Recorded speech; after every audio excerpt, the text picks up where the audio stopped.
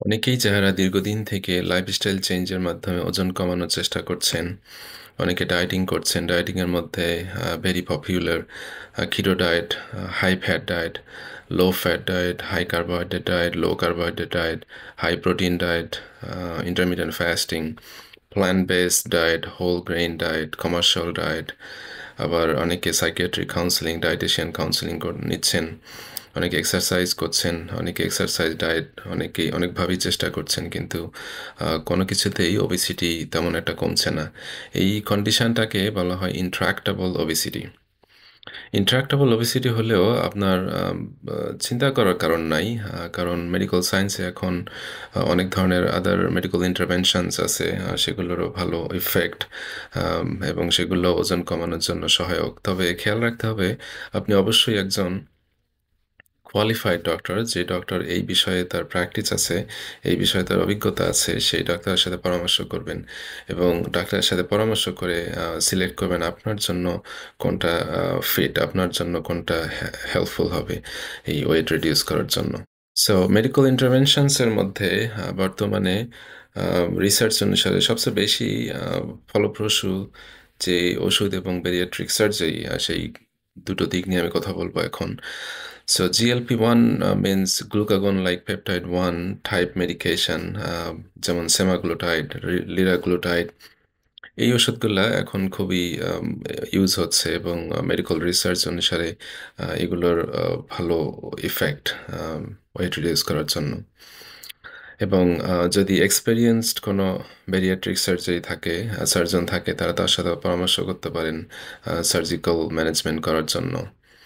তবে অবশ্যই আবারও বলি, একজন কোয়ালিফাইড ডক্টর যার এই বিষয়ে অভিজ্ঞতা আছে, এই বিষয়ে সে প্র্যাকটিস করে, তার সাথে আপনার পরামর্শ করতে হবে। অবশ্যই কোনো ওষুধের দোকানদার নয়, অবশ্যই কোনো আম, ডাক্তার না যার যার কোনো অভিজ্ঞতা নেই, কারণ সব কিছুরই একটা সাইড ইফেক্ট আছে, সব কিছুরই কমপ্লিকেশন আছে। সো আমি GLP-1 আর সেমাগ্লোটাইড টাইপ মেডিকেশন নিয়ে কথা বলবো। এই মেডিসিনটা হলো এক ধরনের ইনসুলিন। ইনসুলিন যেমন স্কিনের নিচে নিতে হয়, সেই ধরনের এটা একটা ক্যাটরিস ফেন। এটা সপ্তাহে একবার নিতে হয়, সাবকিউটেনিয়াস ইনজেকশন বলে। সো এই ইনজেকশনটা নিলে আপনার গ্লুকোজ কন্ট্রোলটা ভালো থাকে। এই ওষুধটা করে কি, আপনার গ্লুকাগনকে ইনহিবিট করে এবং ইনসুলিন সিক্রেশন বাড়িয়ে দেয় এবং ইনসুলিন সেন্সিটিভিটি বাড়িয়ে দেয়, যার কারণে ইনসুলিনের ইফেক্টটা ভালো থাকে, গ্লুকোজ রেগুলেশনটা ভালো হয়। এই ওষুধটা আপনার অল্প কিছু খেলেই আপনার ক্ষুধা নিবারণ করবে এবং খাবারের যে চাহিদা, অর্থাৎ খাবারের প্রতি যে টেন্ডেন্সি, এটাও কমিয়ে দিবে। এই ওষুধটা আরও করে কি, আপনার খাবারের যে হজমের প্রক্রিয়া, এটাকে জিআই মোটিলিটি বলা হয়, এই এই হজমের গতিটাকে কমিয়ে দিবে, যার কারণে একবার খেলে দেখা গেল সারাদিন আর খেতে ইচ্ছা করবে না। গবেষণায় দেখা গেছে আম, এই ওষুধের কারণে হার্টের ডিজিজের রিস্ক কমে যায়।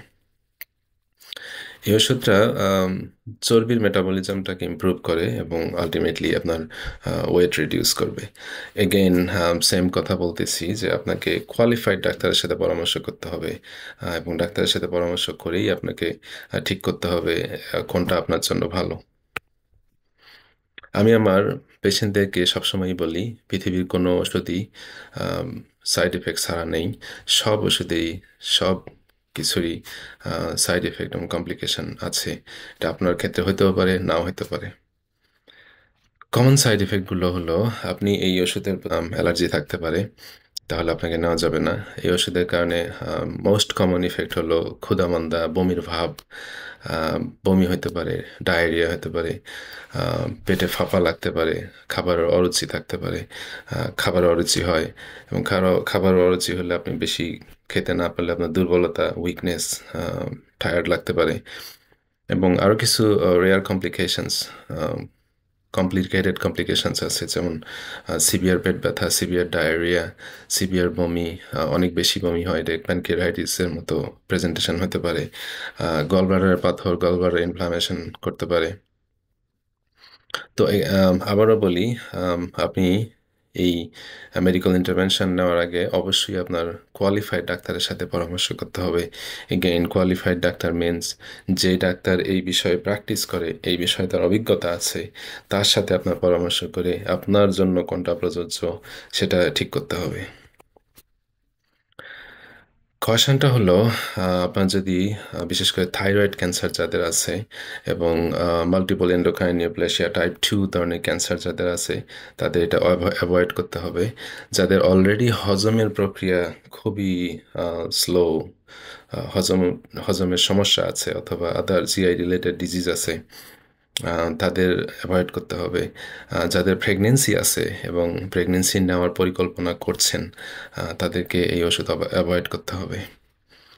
সব কথার মূল কথা হলো অবশ্যই আপনি ডাক্তারের পরামর্শ করবেন, যেই ডাক্তার এই বিষয়ে প্র্যাকটিস করে, এই বিষয়ে তার অভিজ্ঞতা আছে, তার সাথে কনসাল্ট করবেন এবং কনসাল্ট করে ঠিক করবেন আপনার জন্য কোনটা প্রযোজ্য। এবং অবশ্যই তার সাথে ফলো আপ করতে হবে, কন্টিনিউয়াসলি ফলো আপ করতে হবে। যদি কোনো সাইড এফেক্ট ডেভেলপ করে তাহলে ডাক্তারের পরামর্শ অবশ্যই লাগবে। থ্যাংক ইউ, ভালো থাকবেন।